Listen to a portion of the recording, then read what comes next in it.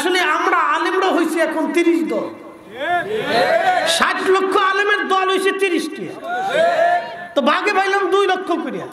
শাহজালাল রহমতুল্লাহ আলাইহি যখন এদেশে এসেছিলেন তখন উনি এক দল, এক মত, এক পথ, এক আকীদা, এক কোরআন, এক সুন্নাহ, এক জিহাদ, এক কথা, এক বাক্য, এক নীতি, এক পথ, এক মত, এক ঈমান, এক আকীদা। কথা বলেন ঠিক না? যার কারণে সারা বাংলাদেশে ইসলামের কালেমার পতাকা উড়িয়েছিলেন। আমরা এত আলেম গুতাগুতি করে শেষ করতে পারতেছি। কি কথা খারাপ কিছু না, গুতাগুতি আমাদের শেষ হইল না।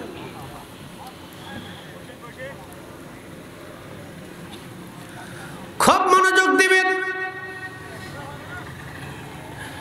হাজরাতে দাউদকে আল্লাহ সুরের মুজিজা দিয়েছিলেন, এত সুন্দর লাহান আল্লাহ দিয়েছিলেন।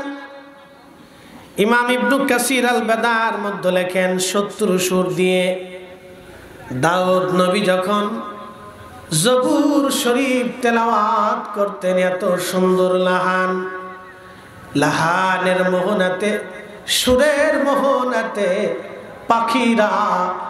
পাখিরা স্টপ করে করে পশু পাখির মারা যাইতো, ছটফট করে তারা মারা যাইতো। এত সুন্দর সুর আল্লাহ দিয়েছিলেন, জোরে বলা যাবে কি আল্লাহু আকবার। তোমার সৃষ্টি এত সুন্দর, না জানি প্রভু তুমি কত সুন্দর। ঠিক কিনা? শাহজাদপুরের মুসলমান কথাগুলি মনোযোগ দিবেন। 4 জন নবীর উপরে কোরআন নাজিল করা, 4 জন নবীর উপরে আসমানি কিতাব দেওয়া হয়েছিল, কিন্তু রসুল 4 জন না, রসুল 313 জন রসুল। আল্লাহ আমাদেরকে শ্রেষ্ঠত্ব দিয়েছেন। মুসা আলাইহিস সালাম বলেন, রব্বে করিম, এত দাম ওই উম্মতের, তাহলে আমাকে ওই নবীর উম্মত বানাই দেন। একসাথে বলেন আল্লাহু আকবার। আল্লাহ আমাকে ওই নবীর উম্মত বানাই দেন। আল্লাহ বলেন না, তা হবে না। আল্লাহ বলেন তা হবে না। এ কোরআন বলতেছে,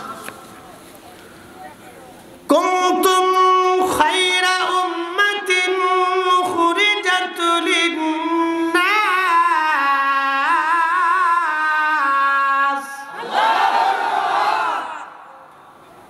তোমরা সর্বশ্রেষ্ঠ জাতি,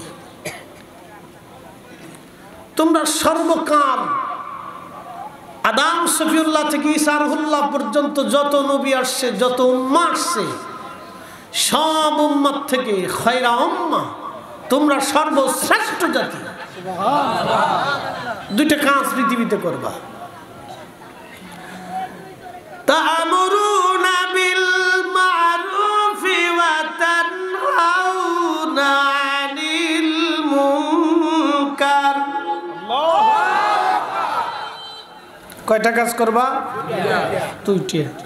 একটা মানুষকে ভালো কাজের দাওয়াত দিবা, আর একটা মানুষকে খারাপ কাজ থেকে ফিরাবা।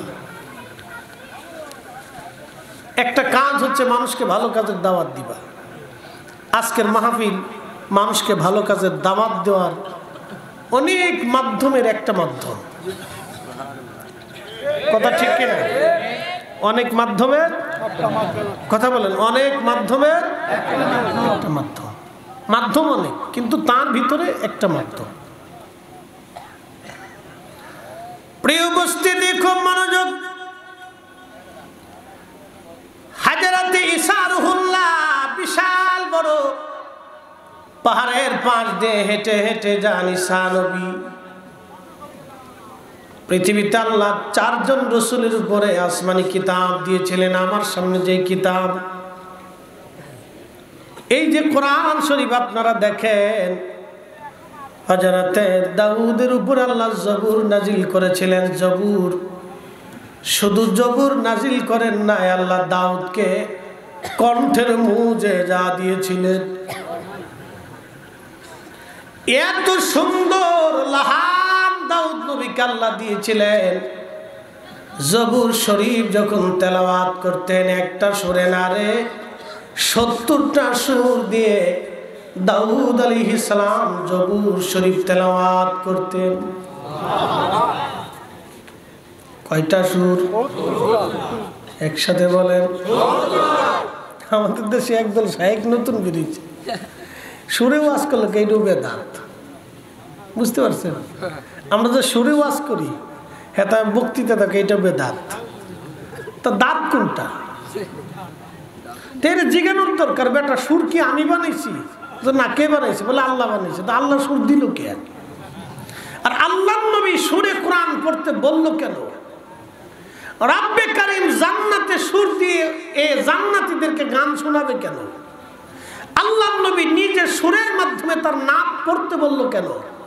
সাহাবীরা রাসূলকে বসাইয়া সাহাবে কিরামের মজলিসে নবীজির শানকে সুরে সুরে কেন নাতিয়া পড়ল?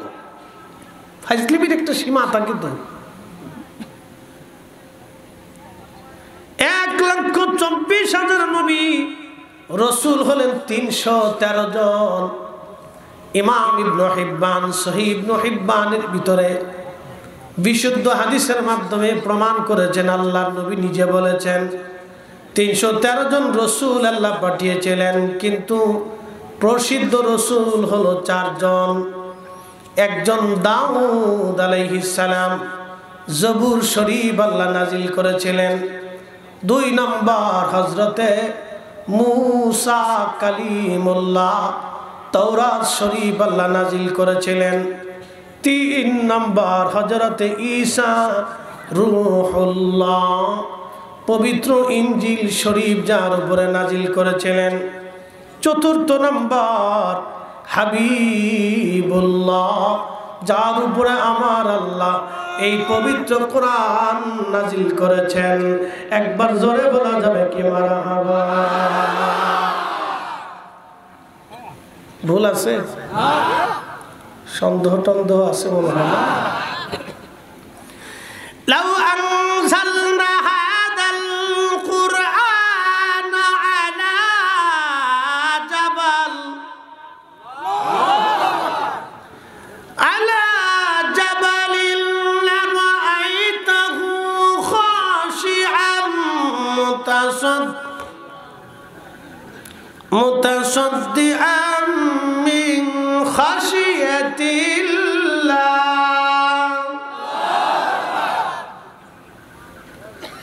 হাবিব, এই কোরআন শরীফ যদি আমি পাহাড়ের উপরে নাজিল করতাম, আপনি উঠেন কে?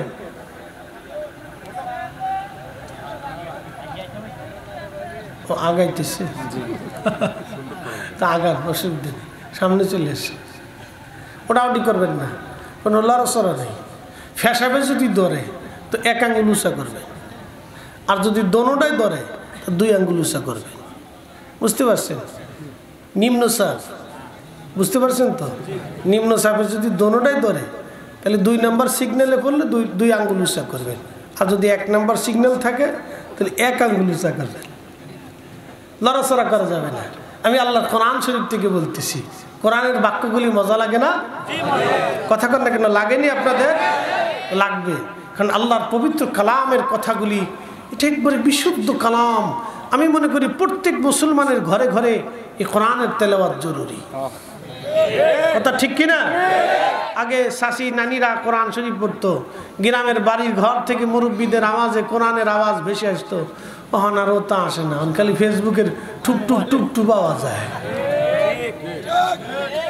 আর শুধু গান বাজনা, টিকটক টিকটক গাবি জাবি, এই সমস্ত মানুষ ফাঁসার ভিতরে নিমগ্ন হয়ে গেছে। প্রত্যেক মুসলমানের ঘরে ঘরে, প্রত্যেক মুসলমানের হৃদয়ে হৃদয়ে আল্লাহর কোরআনকে বদ্ধ করা উচিত। কথা বলেন ঠিক কিনা? আল্লাহ রাব্বুল আলামিন ডাক দিলেন, হাবিব, এই কোরআন শরীফ যদি আমি পাহাড়ে নাজিল করতাম, আপনি দেখতেন লারাআইতাহু খাশিআম মুতাসাদ্দিআম মিন খাশিয়াতিল্লাহ। আমি রবের ভয়ে, আমি আল্লাহর ভয়ে, আমি এই পাহাড় একেবারে মিসমার হয়ে গলে গলে গলে গলে মিশে যাইতো। পৃথিবীর সবচেয়ে বড় এভারেস্ট, মাউন্ট এভারেস্ট দেখার জন্যে আমি দার্জিলিং গিয়েছিলাম। দার্জিলিং বুঝতেই পারতেছেন, শিলিগুড়ি থেকে 70 কিলোমিটার রাস্তা, পাহাড়ি পথ বেয়ে দার্জিলিং যাওয়া লাগে। পৃথিবীর অনেক বিনোদন কেন্দ্রের মধ্যে একটা বিনোদন কেন্দ্রের নাম হলো দার্জিলিং। শিলিগুড়ি মাহফিল করে লোকেরা বলল, হুজুর আপনাকে দার্জিলিং নিয়ে যাব, চলেন। তো দার্জিলিং শহর পাওয়ার আগে একটা শহর আছে, শহরের নাম ঘুম। এই ঘুমটা হলো দার্জিলিং থেকে আরো উঁচু। ঘুম পার হয়ে দার্জিলিং এ যাওয়া লাগে। এই ঘুমে যদি আপনি যান, দেখবেন আকাশের মেঘ উড়ে উড়ে উড়ে উড়ে ঘুমে আসে। আপনি যে সাদা মেঘগুলি দেখেন, এই মেঘগুলি আকাশে উড়ে উড়ে যেতে দেখেন, এই ঘুমে এই মেঘগুলি উড়ে উড়ে যায়। আপনি বুঝতেই পারতেছেন এই পাহাড় কত উঁচু। এই পাহাড়ের দার্জিলিং এর পাশে যদি আপনি দাঁড়ান, মাউন্ট এভারেস্ট আপনি পরিষ্কার দেখতে পারবেন। শুধু দেখা যাবে কুয়াশার মতো সাদা সাদা, বরফে আচ্ছাদিত বিরাট বড় একটা পাহাড়। পাহাড়ের উচ্চতা 29,000 ফিট, প্রায় 16 মাইলের উপরে হবে। সোজাসুজি 16 মাইলের উপরে হবে, 29,000 ফিট। মস্ত বড় পাহাড়ের উপরে যদি আল্লাহর কোরআন নাজিল হতো, আল্লাহর কোরআন বলতেছে, হাবিব আপনি দেখতেন ওই পাহাড়টাও আমি আল্লাহর ভয়ে, আমি মালিকের ভয়ে গলে গলে মিশে যাইতো। একবার জোরে বলা যাবে আল্লাহু আকবার। এই পবিত্র কোরআন আল্লাহ 22 বছরের জীবনে, 23 বছরের জীবনে 22,000 বার জিব্রাইলের আগমনে 114টি সূরার মাধ্যমে আল্লাহ তার নবীর কালবের মধ্যে নাজিল করেছেন। যখন কালবের মধ্যে কোরআন শরীফ আসতো, আল্লাহর নবী প্রচন্ড ঠান্ডায় ঘেমে যাইতেন। উটের পিঠের মধ্যে চড়ে বসে থাকলে উটের পিঠগুলি বাঁকা হয়ে পাগুলি মাটির মধ্যে দেবে যাইতো। আল্লাহর নবী যদি মাটির উপরে বসে থাকতেন, পাগুলি মাটির মধ্যে দেবে যাইতো। একবার জোরে বলা যাবে কি মারহাবা। তাহলে রসুলের কালবের ওজন কত বলেনি, কালবের শক্তি কত আপনি বলেন। আপনাকে শুধু শুনলে হবে না, আর আধ্যাত্মিকতা বুঝে যেত হবে। এই কালব কত মহান ছিল, এই জন্য আল্লাহর কোরআন বলতেছে, আলাম নাশরাহ লাকা সাদরাক, আমি কি আপনার কালবকে সম্প্রসারণ করি নাই, এটাকে স্ট্রং করি নাই? আপনার কালবকে আমি কি উন্মুক্ত করে দেই নাই? এটার ভিতরে সুপ্রিম পাওয়ারকে আমি দিয়ে দেই নাই? আলাম নাশরাহ লাকা সাদরাক।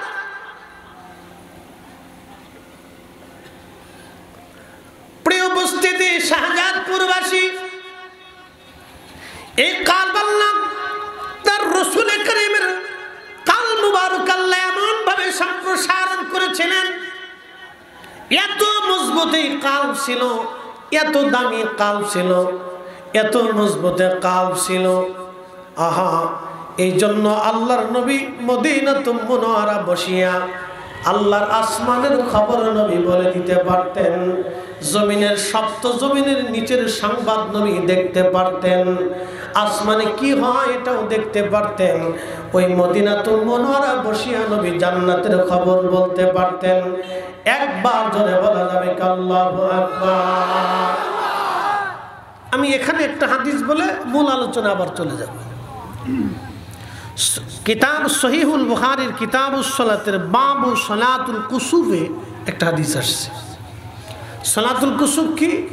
সূর্যগ্রহণের নামাজ। ওঠেন কেন, ওই যান গেলে গা মাহফিলে বইবেন না।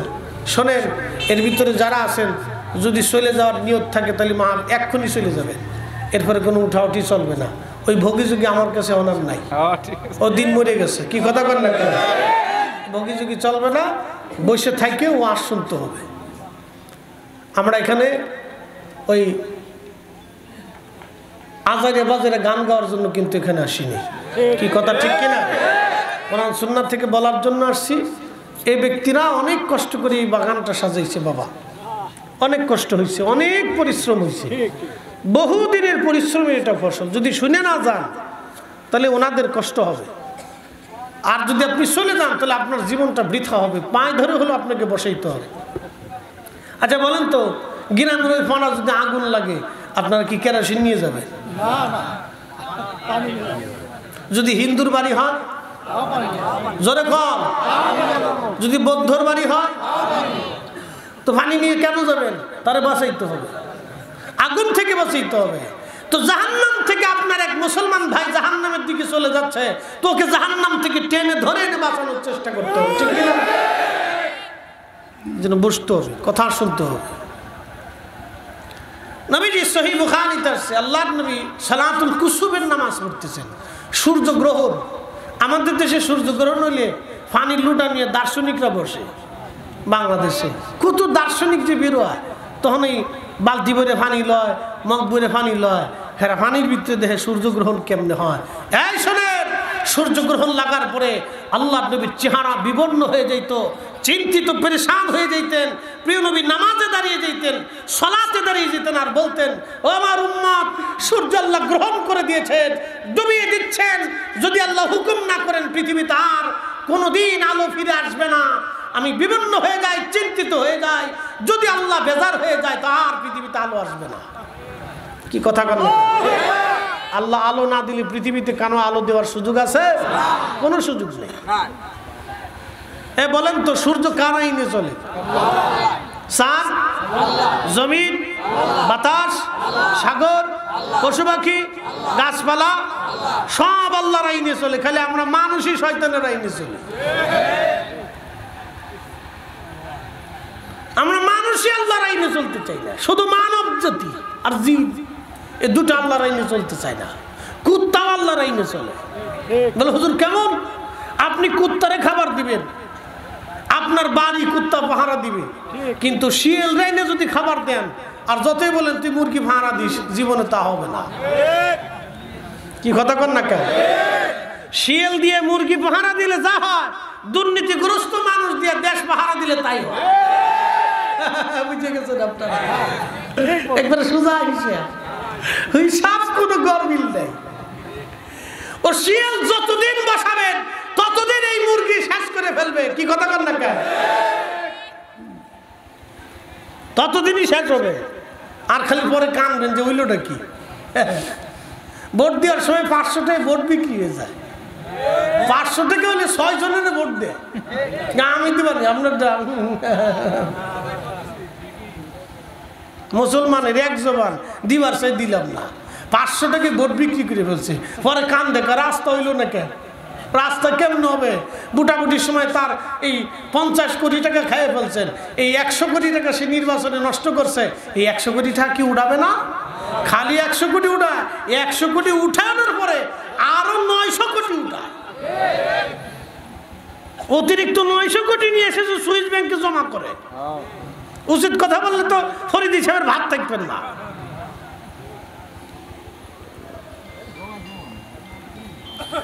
প্রিয় উপস্থিতি, খুব মনোযোগ দিবেন।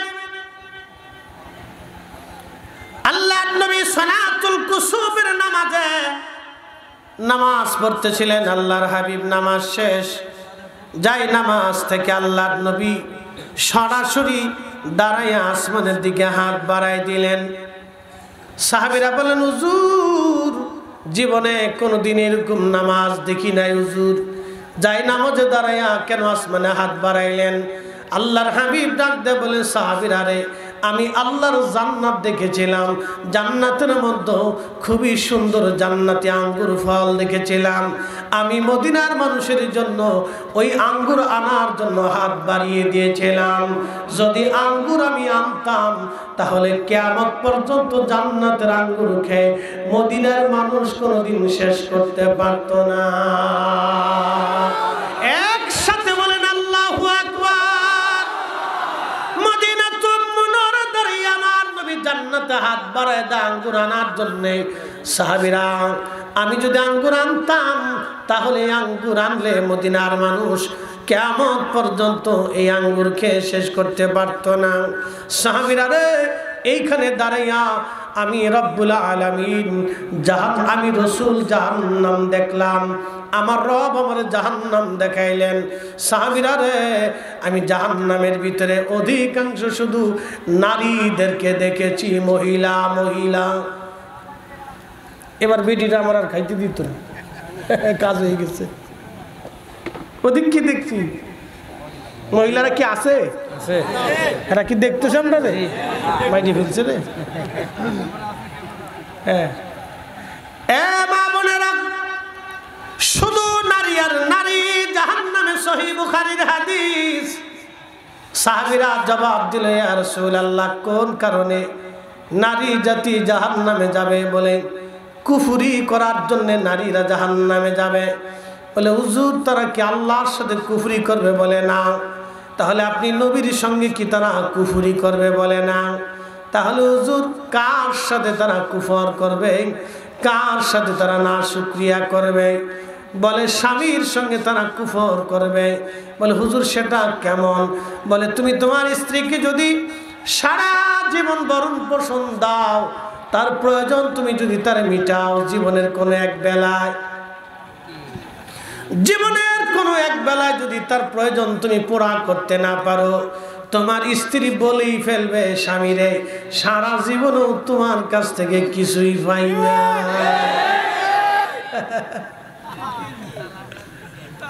যারা বিয়ে করছেন তারা বুঝে যান, আর যারা করেন নাই তারা খাতা কলমে লিখে দিয়ে যান। পৃথিবী উল্টে যাবে, আল্লাহ রাসূলের কথা মিথ্যা হবে না। সাদাকাল্লাহুল মাওলানাল আযীম, আল্লাহ সত্য বলেছেন। ওয়া সাদাকা রাসূলুহুন নবিয়্যুল হাবিবুল কারীম, আল্লাহর নবী সত্য বলেছেন। আল্লাহর নবী মিথ্যা বলেন নাই, আল্লাহ নিজে মিথ্যা বলেন নাই, আল্লাহর রাসূল মিথ্যা বলেন নাই। কথা বলেন ঠিক না? আর বুঝাইতেছি, মনোযোগ দিয়ে। এখান থেকে বুঝার অনেক কিছু আছে। আলিফ লাম মিম।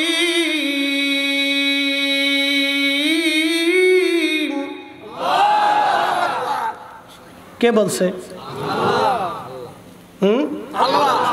সরাসরি বলছে? সরাসরি কি আপনাদেরকে বলছে? কার কাছে আসছে? আল্লাহ নবীর কালবে আগে আল্লাহ ফেলছে। এই কাল থেকে নবীজি জবান দিয়ে বের করছেন। আলিফ লাম মিম যালিকাল কিতাবু লা রাইবা ফীহি হুদাল লিল মুত্তাকিন।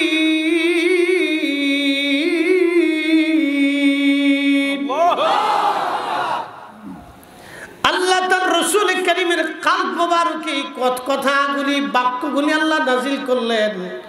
আল্লাহর নবী জবান দিয়ে বললেন, সাহাবীদের সামনে বললেন, আবু বকর, ওমর, উসমান, আলী, তালহা, জুবাইর, আব্দুর রহমান ইবনে সাদ বিন আবি ওয়াক্কাস, আবু উবাইদা ইবনে জাররাহ, সাদ ইবনে জুবাইর, আহা হযরত আবু হুরায়রা, আম্মা জান আয়েশা, খাদিজাতুল কুবরা, তাহেরা তাইয়্যিবা আম্মা জান হযরত সাউদা, আম্মা জান উম্মে হাবিবা, উম্মে সালমা রিদওয়ানুল্লাহি তাআলা আলাইহিম আজমাইন। আল্লাহ নবী সাহাবীদের সামনে যখন এই বাক্যগুলি বললেন, সাহাবীরা বিনা বিনা শব্দে, বিনা বাক্যে আমার রাসূলের কথাগুলি মেনে নিয়ে কোরআনের বাক্য হিসেবে তারা মেনে নিয়েছে। কথা বলেন না কেন, ঠিক কিনা? আমার নবীকে সত্যবাদী জেনে, হক জেনে, হক জেনে, সত্যবাদী জেনে, নির্ভুল জেনে, আইব মুক্ত জেনে, দোষ মুক্ত জেনে, নিষ্পাপ মেনে আমার রাসূলের কথাগুলি সাহাবীরা মেনে নিয়েছে। কথা বলেন ঠিক কিনা? এই জন্য রাসূল মানলে আল্লাহ মানা হয়ে যায়, নবী মানলে আল্লাহ মানা হয়ে যায়, নবী মানলে আল্লাহ মানা হয়ে যায়, নবীর দল হলে আল্লাহর দল হয়ে যায়, নবীর আদর্শ মানলে আল্লাহর আদর্শ মানা হয়, নবী ভালোবাসলে আল্লাহ ভালোবাসা হয়ে যায়, নবীর পক্ষ হলে আল্লাহর পক্ষ হয়ে যায়, নবীর কথা মানলে আল্লাহর কথা মানা হয়ে যায়। কথা বুঝে তারপরে যাবে। এই কোরআন আল্লাহ বললেন ওয়াল্লাযীনা ইউমিনুনা বিমা উনসিলা ইলাইকা ওয়া মা উনসিলা মিন ক্বাবলিক। হুজুর, সফল কাম তারা হবে যারা আপনার উপরে এই কোরআন যাহা নাজিল হয়েছে দৃঢ় চিত্তে ইখলাসের সাথে যারা বিশ্বাস করবে তারা সফল কাম হবে, সফল কাম হয়ে যাবে। এই কোরআনে যাহা আছে তাহা তাদেরকে মেনে নিতে হবে। অর্থাৎ আল্লাহ তো নিজে সরাসরি কোরআন আমাদেরকে ঢেলে দেন নাই, কালবে ঢেলে দিয়েছেন নবী। নবী জবান দিয়ে বলেছেন কোনটা কোরআন হবে কোনটা হাদিস হবে। আল্লাহ নবী জবান দিয়ে বলেছেন, বলার কারণে আমরা বুঝতে পেরেছি এটা কোরআন আর এটা হাদিস। বুঝতে অসুবিধা হচ্ছে আপনাদের? হাত উঁচা করে বলেন তো, চুপচাপ বসে রয়েছেন। নারে তাকবীর। হাত নামান, হাত নামান। বুঝতে হবে, না বুঝলে তো বিপদ। এই জন্য আল্লাহ রসুল সত্যবাদী, আল্লাহ নবী কি নির্ভুল। কথা কন না কেন? কি ভুল? একসাথে বলেন, একসাথে। মাসুম। জোরে বলেন কি? আইব মুক্ত, ত্রুটি মুক্ত, খাতা মুক্ত, দোষ মুক্ত, একবার নিষ্কলঙ্ক। বিশ্বাস আছে? যদি রসুলের ত্রুটি থাকে, ভুল থাকে, তাহলে কোরআনে ভুল এসে যাবে, এটা মনে রাখবেন। অতএব কেউ যদি বলে রসুলের ভুল ছিল, ওরে একবারে কায়দা মতো একবারে ঠাটার উপরে 100টা জুতা দিয়ে পিটাইয়া ওরে দেশ সারা করতে হবে।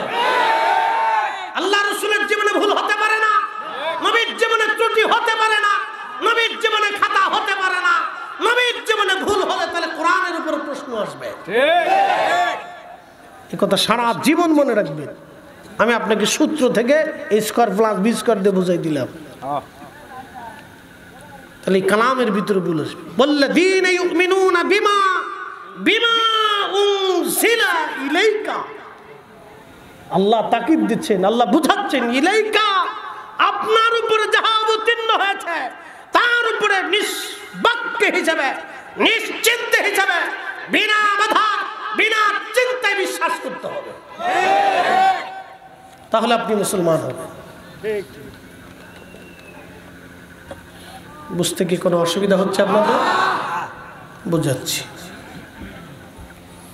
ঈসা রুহুল্লাহ আলাইহিস সালাম পাহাড়ের পাশে, মনে আছে নি আপনাদের? কথা কন না, মনে আছে? এখানে আমরা অনেক কোয়ালিটির মানুষ আছি, বিভিন্ন দরবারের মুরিদ আছে, আছে না ভাই? আমার পীর মুর্শিদের দরবারের মুরিদও আছে। আচ্ছা বলেন, বিভিন্ন রাজনৈতিক দলের লোক আছে, বিভিন্ন ঘরানার মানুষ আছে, আছে না ভাই? আছে। কোরআন শরীফ কি আমাদের জন্য ভিন্ন ভিন্ন আলাদা না কি বলে? এই কোরআনে যাহা আছে সব মুসলমানের জন্য তাহা। এখানে যাহা হারাম আছে সবার জন্য তাহা হারাম। এখানে যাহা হালাল আছে সবার জন্য তাহা হারাম হালাল। এখানে যাহা হুকুম প্রদান করেছেন করার জন্য সবাইকে তাহা করতে হবে। কথা ঠিক কিনা? কোনো সন্দেহ নাই। এখানে আল্লাহ যাহা করতে বলেছেন আমাদেরকে তাহা করতে হবে, যাহা নিষেধ করেছেন তা সবাইকে ছেড়ে দিতে হবে, কোনো কথা নেই, কোনো শব্দ হবে না। কেন? কি কথা ঠিক কিনা? কোনো শব্দ। যদি মুসলমান হন আপনি, যদি আখিরাতে বিশ্বাসী হন, যদি কবরে বিশ্বাসী হন, যদি মেহেশ্বরে বিশ্বাসী হন, যদি রসুলের সুপারিশে বিশ্বাসী হন, যদি আল্লাহ নবীতে বিশ্বাসী হন, তাহলে আপনাকে এখানে যা আছে সব মেনে নিতে হবে, কোনো সন্দেহ। প্রিয় উপস্থিতি আমার, খুবই মনোযোগের সাথে কথা শুনবেন। ঈসা রুহুল্লাহ আলাইহিস সালাতু ওয়াস সালাম পাহাড়ের পাশে হাঁটে, দেখে মস্ত বড় একটা পাথর পড়ে আছে, সুন্দর সাদা মার্বেল পাথর। হযরত ঈসা রুহুল্লাহ আলাইহিস সালাম ডাক দিলেন, আল্লাহ, এত সুন্দর পাথর তো জীবনে কোনোদিন দেখি নাই, এত ধবধবে সাদা পাথর, রব্বি এত সুন্দর পাথরের মধ্যে কি আছে দেখতে মন চায়। আল্লাহ ডাক দিলেন, ঈসা রে, তোমার হাতের মধ্যে যে লাঠি আছে এই লাঠিখানা দিয়ে তুমি পাথরের মধ্যে বাড়ি মারো, আঘাত করো। সাথে সাথে ঈসা রুহুল্লাহ আলাইহিস সালাম লাঠি দিয়ে পাথরের মধ্যে আঘাত করলেন। পাথরখানা ভেঙ্গে দুইটা টুকরা হয়ে আলাদা হয়ে গেল। ঈসা নবী লক্ষ্য করলেন পাথরের ভিতরে একজন আল্লাহর বান্দা সবুজ পোশাক পরিহিত, সবুজ লাঠির উপরে ভর দিয়ে দাঁড়ায়া দাঁড়ায়া আল্লাহর জিকির আদায় করতেছে।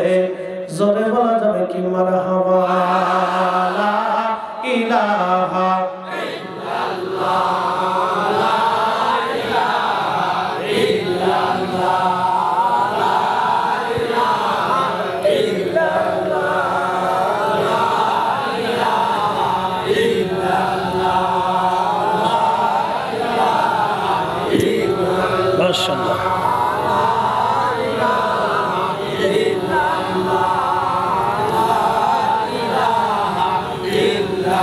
আসিয়া বলে আল্লাহ আল্লাহ, ফেরাউন দিছে কত জালাম। আল্লাহ বলেন এ মুরব্বি, এ দাদু কই যা, পিছে তাকাই না রে, পেশাবে ধরছে মুরব্বি মানুষ। না না ওটা যাইতো না, একজন উঠলে আরেকজনকে হ্যাঁ তাই উঠছে তা উঠে যাই গিয়া। বদ অভ্যাস আছে বাঙালিদের, বাঙালিদের একটা বদ অভ্যাস আছে, যেদিন যুগ দেয় সেদিকে যুগ দেয়। জ্বালা আছে, বিরাট জ্বালায় জাতি নিয়ে। কারণ শোনেন আপনাদেরকে বলি, এ আমাদের বাঙালি জাতি মিশ্রণ, কিছু পাকিস্তানি, কিছু আফগানি, কিছু আরবি, কিছু ওই চাইনিজ, কিছু ভুটানি, কিছু নেপালি, কিছু আপনার ওই যে কি বলে মেরাঠি, কিছু আছে আবার দিল্লি, কিছু আছে ওই আবার কলকাতা, আবার কিছু বাঙালি। এই ভাটির দেশ তো, ওই সব জায়গার থেকে এই বাতাসে বাতাসে আর পানিতে পানিতে জুয়ে দিকাইছে। হ্যাঁ দেখেন না, একই বাংলাদেশ, ভাষা কয়টা? সিলেটে যদি জানতাম কিন্তু নাম বাংলা শুনিবা, সকাল লু খাইতো না, বিকেল লু খাইতাম। আর চট্টগ্রামে গেলে আপনি কিছুই বুঝতেন না, যে বাংলা না হিন্দি না উর্দু বুঝার কেতা নেই। একই দেশের সিস্টেম, দুই জায়গায় দুই সিস্টেম, কিছু বুঝতেন না। হেরা নিজেরা যদি ঝগড়া বাঁধায় তা আর উপায় নেই। আর দুই বেডি ঝগড়া করে তাই তো হয়েছে কাজ, তো কাজ হয়ে গেছে। হাজিরিন হাজরাতে ঈসা রুহুল্লাহ দেখে রে পাথরের ভিতরে একজন আল্লাহর বান্দা দাঁড়িয়ে দাঁড়িয়ে আল্লাহর জিকির আদায় করে। একসাথে বলবেন মারহাবা। আজকের মজলিস কিসের মজলিস? কোরআন কার কালাম? আল্লাহর কালাম। কার জিকির? না না, আল্লাহর কালাম, আল্লাহর জিকির। দুরূদ শরীফ আল্লাহর নবীরটা, কিন্তু কোরআন শরীফ জিকির আল্লাহর। যেই মজলিসে কোরআন তেলাওয়াত হয় ওটা আল্লাহর জিকিরের মজলিস, যেখানে আল্লাহর জিকির হয় সেটাও আল্লাহর জিকিরের মজলিস, যেখানে দোয়া হয় ওটাও আল্লাহর জিকিরের মজলিস, যেখানে নামাজ হয় ওটাও আল্লাহর জিকিরের মজলিস, যেখানে হাদিস তেলাওয়াত হয় ওখানে আল্লাহর জিকিরের মজলিস, যেখানে দুরূদ শরীফ হয় ওটাও আল্লাহর জিকিরের মজলিস। বাবাজি, এইগুলি আল্লাহর জিকিরের মজলিস। নবীজি বলেন সাহাবীরা রে, দুনিয়াতে যদি তুমি জান্নাতের বাগান পাও, ওই জান্নাতের বাগানে যায় বসো। সাহাবীরা বললেন মা রিয়াজুল জান্নাহ ইয়া রাসূলুল্লাহ, নবী গো জান্নাতের বাগান তো চিনলাম না। আমার নবী বললেন হিয়া হিলাকুজ জিকির, দুনিয়ার জান্নাতের বাগান যদি খুঁজো তাহলে খোদার জিকিরের মজলিস তুমি তালাশ করে দেখো, ওটাই আল্লাহর জান্নাতের বাগান। একবার জোরে বলা যাবে কি আল্লাহু আকবার। কিসের মজলিস? জিকিরের। জোরে বলেন কিসের? কিসের বাগান? জান্নাতের। এনে জান্নাতের বাগানে বসবেন, দোয়া জামাতের সাথে করবেন। একার চাইতে জমাতে ভালো, বলে দিয়ে যাই। নামাজ কি একা পড়বেন না জমাতে পড়বেন? একার চাইতে জমাতে পড়া ভালো। এই যে মাহফিল হচ্ছে, জিকির হচ্ছে কার? একা করা ভালো না জমাতে করা ভালো? জমাতে করা ভালো। মাহফিল জমাতে ভালো। জমাত হইলি হিলাকুজ জিকির ওরিয়াদুল জান্নাহ, এটা বেহেশতের টুকরা হয়ে যায় যদি জমাতে হয়। আর যদি জমাত না হয় তাহলে আপনি একা থাকবেন, এটা জান্নাতের বাগান হবে না।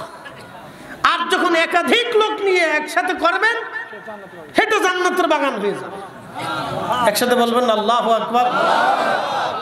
ওটা মিলাদের নামে হোক, তাফসীরুল কুরআন মাহফিলের নামে হোক, ও ওয়াজ দুয়ার মাহফিলের নামে হোক, ও সালানা ইসলাহি জলসার নামে হোক, ও ইসলাহি মাহফিলের নামে হোক, ওটা ইজতেমার নামে হোক, ওটা আপনার ওই কি বলে দুয়ার মাহফিলের মাধ্যমে হোক, ওটা হালকা জিকিরের মাধ্যমে হোক, ওই ইসলামী জলসার নামে হোক, যেই নামে হোক, নাম জারি হোক, কাজ কিন্তু একটাই।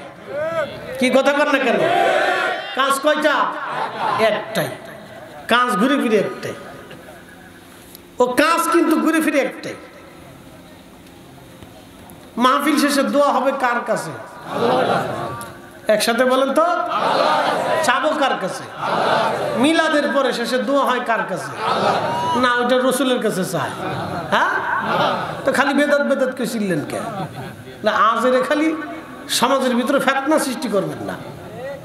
এই ফেতনার কারণে আজকে আমরা মুসলমান ভাগে ভাগে ভাগ হয়ে একবারে দলে দলে দলে দলে উফু দলে দলে উফু দলে গোত্রে গোত্রে কমে কমে ভাগ হয়েছে। একটা আরেকটার দেখতারি না, একটা আরেকটার দেখতারি না। কি কথা কর না কেন? এগুলি করবেন না, কোনো মতেই করবেন না। চলুক, আল্লাহ রসুলের দুরূদ চলতেছে, এটা জমাতে হচ্ছে, আলহামদুলিল্লাহ করুক। কি কথা ঠিক কিনা? সে তো দুরূদ শরীফে পড়তেছে, জিকির হচ্ছে, দোয়া হবে, এরপরে একটু তাবারক হবে। আল্লাহর বান্দা খুশি মানে যদি আপনাকে খাওয়াইতে চায় খাওয়া। আল্লাহ রসুল সহিহ বুখারীতে বলছে, উম্মাহ তুমি জাহান্নাম থেকে বাঁচো, তোমার ভাইকে একটা খুরমা খেজুর খাওয়াইয়া হলো জাহান্নাম থেকে বাঁচার চেষ্টা করো। এখানে অনেক হাজিরা সম্ভবত আছেন, দেখবেন মদিনাতে গেলে মদিনার ছোট ছোট বাচ্চারা অরিজিনাল মাদানি যারা, তারা খেজুর নিয়ে আসে। খেজুর এনে এনে ওহুদে ঘুরে, মদিনা দিয়ে ঘুরে, তারপরে ওই যে জিয়ারার যে জায়গাগুলি আছে এই জায়গাগুলি খেজুরের ওই কার্টনগুলি নিয়ে নিয়ে বাচ্চারা ঘুরে আর সবাই খেজুর খাওয়ায়। একসাথে বলবেন না মারহাবা? সবাই কি খাওয়ায়? খেজুর খাওয়ায়। আচ্ছা, আপনারা বলেন তো, হজে যারা যায় পার্সেন্টেজ হিসেবে তারা কি সবাই দরিদ্র? 95% লোক হলো ধনী, পয়সাওয়ালা। কি কথা ঠিক কিনা? 95% লোক কি পয়সাওয়ালা যারা হজে যায়। তো তাদেরকে খাওয়ায় মাদানীরা, যে আপনারা খান। কেন? মেহমান হিসেবে খায়। ওই যে আল্লাহ রসুল বলছেন, তোমরা একটা খেজুর দিয়ে হলো মেহমানদারি করে হলো তুমি জাহান্নাম থেকে বাঁচার চেষ্টা করো। একসাথে বলবেন আল্লাহু আকবার। এই জন্য আপনার বাড়িতে যদি একজন মেহমান যায়, কিছু না হলেও 1 গ্লাস পানি দিয়ে হলো আপনি খাওয়াইয়া তার মেহমানদারি করবেন। এই নীতি যেন থাকে। আপনি জীবনে কোনোদিন মাদানি বাড়িতে গেলে, আল্লাহু আকবার, অরিজিনাল যারা মাদানি আনসারি এদের বাড়িতে গেলে জীবনে আপনাকে একটা খেজুর না খাওয়া হলেও আসতে দিবে না। আমি এবছর হজে গেছি, তো আমার এই হেরেমে বসে রয়েছে। আমি তো দীর্ঘ সময় ওই আসরে যাইতাম, একবারে মাগরিব এশা পড়ে এক উজুতেই এশা করে আমি চলে আসতাম। আসরের সময় যা বসতাম, আসরের নামাজ পড়ে বসে কোরআন তেলাওয়াত করতাম, হাদিস পড়তাম। তো হেরেমে দীর্ঘ সময় বসে থাকতে থাকতে আমি চিন্তা করতাম যে অজু যাতে ছুটে না যায়। তো অনেক সময় অ্যাসিডিটি হইতো, খাইলে অ্যাসিডিটি হয়, মানে গ্যাস হইতো। তা আমি খাইতাম না। আমি একবারে শুধু মাঝে মধ্যে একটু জমজম খাইতাম, তো পানিও কম খাইতাম যে পেশাবে যাতে না ধরে। তো আমি যেহেতু এক উজুতে থাকতে হবে, আবার উজু করতে গেলে জায়গা ছুটে বের হয়ে যাওয়া লাগবে, আবার আসা বিরাট ঝামেলা। তো এই জন্য আমি এক উজু দিয়ে বসে থাকতে চিন্তা করলাম যে হেরেম এখান থেকে যাওয়া যাবে না। তো মাঝে মধ্যে খেজুর টেজুর নিয়ে আসতাম, আমি খাইতে অপরক আমি না করতাম। দেখতাম আরবিরা খুব বেজার হয়ে যেত, আমার উপর রাগ করতো, তুই খাবি না কে? আমি দিতেছি, তুই খাবি না কে? আমি বেজার হতাম। আমি তার বুঝাইতে পারতেছি না যে আমার সমস্যা, এটা বুঝাইতে ও জোর করে আমার খাওয়াবে। তো তুই খাবি না কে? খাইতেই হবে তোর। খেজুর নিয়ে আসতো, বিভিন্ন খাবার নিয়ে আসতো, আমার জোর করে খাওয়াবে। তারা মেহমানদারিটাকে এইভাবে প্রাধান্য দেয়। তো এটাকে এগুলির আপনারা এনকার করবেন না। মানে খারাপ মনে করবেন না। মুসলমান খাওয়া নিষেধ করবেন না। আপনি খেজুর পারেন খেজুর খাওয়ান, বিরিয়ানি পারেন বিরিয়ানি খাওয়ান, খিচুড়ি পারেন খাওয়ান, ভাত পারেন খাওয়ান, বিস্কুট পারেন খাওয়ান, যেটা হালাল খাবার হলেই চলে। ঠিক আছে কিনা? কি খাবার? হালাল খাবার। একটা খেজুর দানা হলেও খাওয়াই হলেও জাহান্নাম থেকে বাঁচার চেষ্টা করো। আল্লাহ রাসূল বলেছেন যদি তা না পারো তাহলে তোমার ভাইয়ের সাথে একটা মুস্কি হাসি দাও। একসাথে বলবেন আল্লাহু আকবার। কি হাসি দাও? মুস্কি হাসি দাও। আমরা এটাও ভুলে গেছি। আর আমরা দেশের ফুলাফানের কথা তো কইলাম না, খালি মোটরসাইকেল পালিয়েছি। ও বাপ চিনে না, তালুই চিনে না, খালুই চিনে না, ফুবো চিনে না, ও উস্তাদ চিনে না, মুরব্বী চিনে না, দাদা চিনে না, কিচ্ছু চিনে না, খালি সামনে ভুম ভুম ভুম ভুম ভুম ভুম ভুম ভুম করতে সালাম কালাম কিচ্ছু নেই। দিন দিন দিন দিন যত যাচ্ছে আদব উঠে যাচ্ছে। মুসলমানের সন্তানদের আদব থাকতে হবে। কথা বলেন ঠিক কিনা? আদব থাকতে হবে, অবশ্যই আদব থাকতে হবে। তার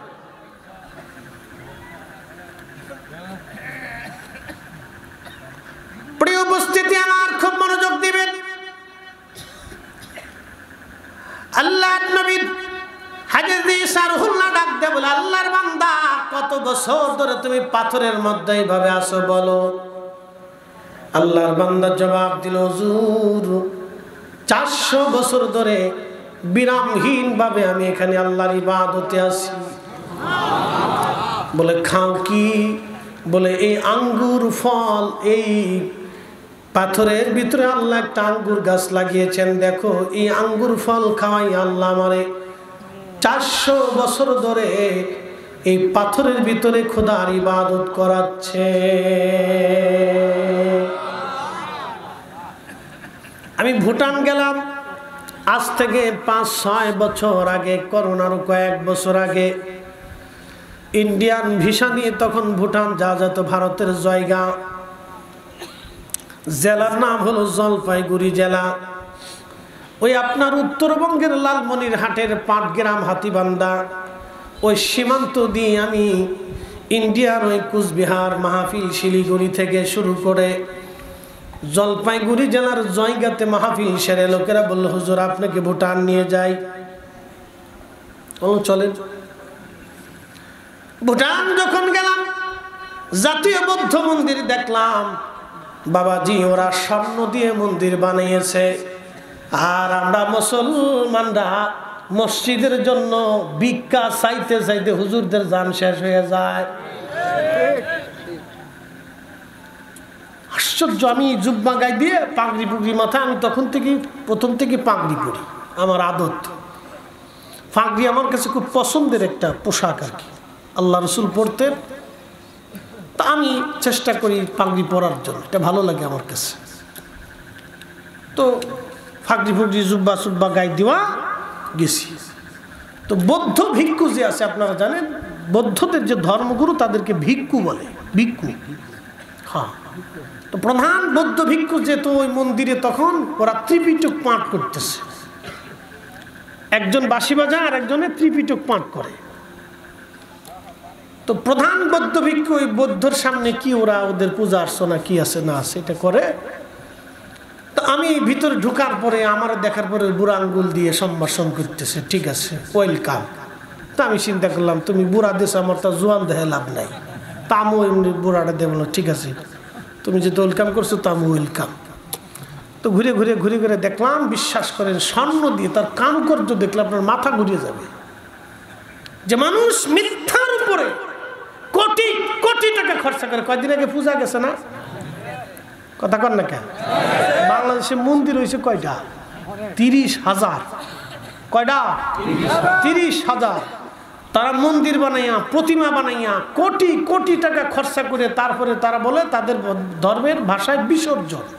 সেটা তার ধর্ম, ওটা নিয়ে আমি কটাক্ষ করবো না, বিসর্জন বলে। তো তারাই কি করলো, মন্দিরগুলির সব প্রতিমাগুলিরে নিয়ে পুকুরে নিয়ে তারপরে নদীতে নিয়ে সাগরে নিয়ে ফেলে দিল। কি কথা ঠিক কিনা? সব কি করলো, ফেলে দিল। আমাদের মসজিদ কি সাগরে যাবে? পুকুরে যাবে? এখানে 1 টাকা দিলে যদি আল্লাহর কোরআন বিশ্বাস করে, যদি বলেন না হুজুর আখিরাত বিশ্বাস করি, আল্লাহ বিশ্বাস করি, রাসূল বিশ্বাস করি, মরতে হবে, আল্লাহর আদালতে দাঁড়াইতে হবে, যদি বিশ্বাস করে থাকেন তাহলে মসজিদের জন্য আমাদের গলা শুকানোর দরকার না, আপনি নিজে এসে দিয়ে দেওয়া উচিত। কি কথা ঠিক কিনা? আপনার নিজে উপস্থিত হয়ে দিয়ে, আমার তো বলার কথা না। আমার আগে আমার ভাই আল্লামা রাকিবুল ইসলাম খোকন সাহেব, তিনি বারবার করে বলছে, চাইছেন আপনার কিছু না, তো চাওয়ার কথা না তো, আপনি খুশি মনে এসে দিয়ে যাবেন। হুজুর আমি এখানে 5,000 টাকা দিলাম, 10,000 টাকা দিলাম, আমি 50,000 টাকা দিলাম, 1 লক্ষ, উঠবেন না চাচা, আমি টাকা চাইতেছি না, ভয় নাই না, ও আজ এখনো শেষে দেরি আছে, এত তাড়াতাড়ি ভাবছেন ছেড়ে দিতে পারি না, ফজর পর্যন্ত আসেননি আপনারা ইনশাল্লাহ। আচ্ছা ফজর থাকা লাগবে না, নিয়ত করছেন তাতেই চলবে ইনশাল্লাহ, বসেন, কেউ উঠবেন না, আমি টাকা চাইনি, টাকা চাইনি, ডর নাই যে পকেট থেকে টাকা উঠে নিয়ে আসবো, আপনার টাকা আপনার পকেটেই থাকবে, দিলি আপনার লাভ, না দিলে আপনার লস। কি কথা ঠিক আছে না? আমার কি লাভ লস আছে? টাকা তো আপনি আমার দিচ্ছেন না, আল্লাহর ঘরে জমা করে দিতেছেন, দিলে আপনার লাভ, আপনার কবরে শান্তি, আপনার মা কবরে জান্নাতে থাকবে, বাবা জান্নাতে থাকবে, ওটা আমার তো কোনো ফাংশন নেই, এটা আপনারই লাভ, দিলে দিবেন, না দিলে না দিবেন, আমি টাকা চাইতেছি না, ভয় নেই, বসেন, উঠবেন না, দোয়া সারা যাবেন না, বসেন। আমি বলতে চাইতেছি যে তারা মিথ্যার জন্যে কোটি কোটি টাকা যদি তাদের বিশ্বাসে খরচা করতে পারে, তাহলে আমরা হকের জন্য কেন আমার অর্থ আল্লাহর পথে দান করতে পারবো না? কি কথা বলেন? কোরআন শরীফে আল্লাহ নিজে ওয়াজ করেছে, এই কোরআনে আল্লাহ নিজে ওয়াজ করেছে, وَأَنفِقُوا مِمَّا رَزَقْنَاكُم مِّن قَبْلِ أَن يَأْتِيَ أَحَدَكُمُ الْمَوْتُ।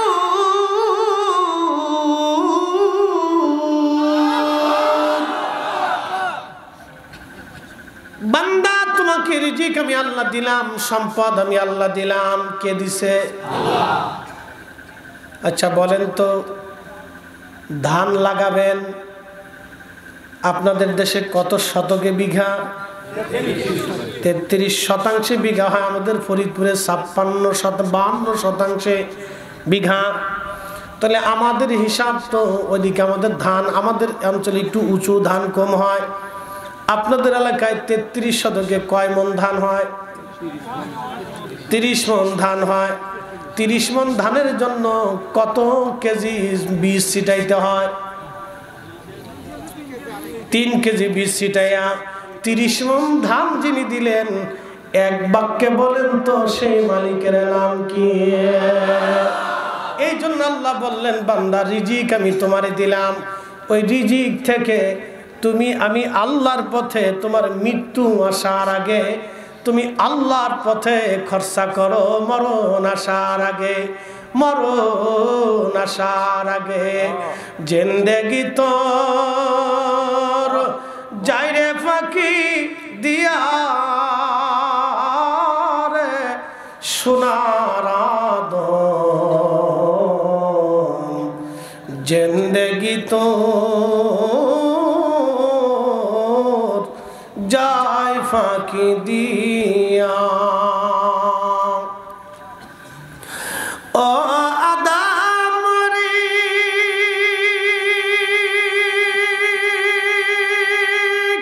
পাক ধরিয়া গেছে দাড়ি, দন্ত মাসে গুটা চারি, সমন জারি গিয়াছে করিয়ারে সোনার আদম, জিন্দেগি তোর যায় ফাঁকি দিয়া। বাবাজি খুব মনোযোগ দিবেন, একটা লোক উঠবেন না। আমি ঈসা আলাইহিস সালাম কি ওই পাথরের মাঝখানে আল্লাহর বান্দার কাছে রেখে আসছি, তারপরে চমকপ্রদ আশ্চর্য কিছু কথা আছে, শুনে যাবেন। কিন্তু তার আগে আমি শুধুমাত্র কমিটির অনুরোধে আপনাদের কাছে, একটা লোক উঠবেন না, লড়াচড়া করবেন না। যদি মন চায় যে হুজুর মরণ আসার আগে, ঈসা রুহুল্লাহর কথা বলছিলাম, ঈসা নবী ডাক দিয়ে বলেন, আল্লাহর বান্দা কত বছর ধরে আপনি পাথরের মধ্যে আছেন? বলে হুজুর 400 বছর ধরে পাথরের মধ্যে আমি আছি। বলে কি করেন? 400 বছর ধরে আল্লাহর ইবাদত করি। খান কি? বলে আঙ্গুর ফল আল্লাহ এই পাথরের ভিতরে লাগিয়েছেন। 400 বছর ধরে আল্লাহর নিয়ামত জান্নাতি খাবার খেয়ে বেঁচে আছি। বলে আল্লাহর বান্দা 400 বছর ধরে বিরামহীন ভাবে দুনিয়ার সব জঞ্জাল ঝামেলা মুক্ত হয়ে রব্বুল আলামিন আপনাকে দিয়ে এখানে আল্লাহর ইবাদত করিয়েছে। ও হে আল্লাহর বান্দা, আল্লাহর নবী ঈসা রুহুল্লাহ আল্লাহকে ডাক দিয়ে বলেন, রাব্বি, এই বান্দার চাইতে মর্যাদাওয়ালা বান্দা পৃথিবীতে আর কেউ আসেনি। আল্লাহ ডাক দিয়ে বলেন, ঈসা, এর চাইতে দামি বান্দা আমি আপনার পরেই একজন নবী আসবে, আখিরি নবী, তার উম্মতরা এর চাইতে মর্যাদাওয়ালা হবে। একসাথে জোরে বলেন আল্লাহু আকবার। এবার বুঝাই, আখিরি নবীর উম্মতরা হবে এর চাইতে দামি। ঈসা রুহুল্লাহ ডাক দেয়া বলেন, রব্বুল আলামিন কিসের কারণে দামি হবে? আল্লাহ ডাক দিলেন, ঈসা রে, আমি আখিরি নবীর উম্মতের মধ্যে বিশেষ বিশেষ কিছু সময় মুহূর্ত ইবাদতের মর্যাদা মূল্য আমি আল্লাহ দিয়ে দিব। ওই মর্যাদা মূল্যের কারণে যেমন লাইলাতুল বারাত, এরপরে লাইলাতুল কদর, জুমার রাত, এরপরে 2 ঈদের রাত, এই রাতগুলিতে যারা আল্লাহর ইবাদত করবে জেগে জেগে জেগে জেগে, কিয়ামতের মাঠে তাদের দিল মরবে না, তাদের দিলগুলি জিন্দা থাকবে, দিলগুলি জিন্দা থাকবে। বলেন মারহাবা।